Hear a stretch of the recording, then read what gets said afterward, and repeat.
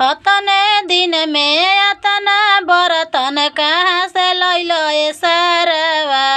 अतने दिन में अतना बरतन कहाँ से लैलो ए सरवा।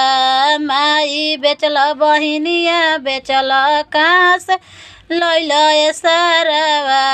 माई बेचल बहिनिया बेचल कहाँ से लैलो सरवा।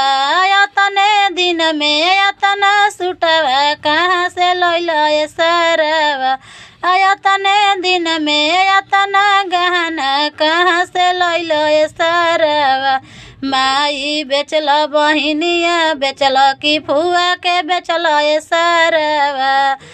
अतने दिन में अतना बर्तन कहाँ से लैलो ए सरवा।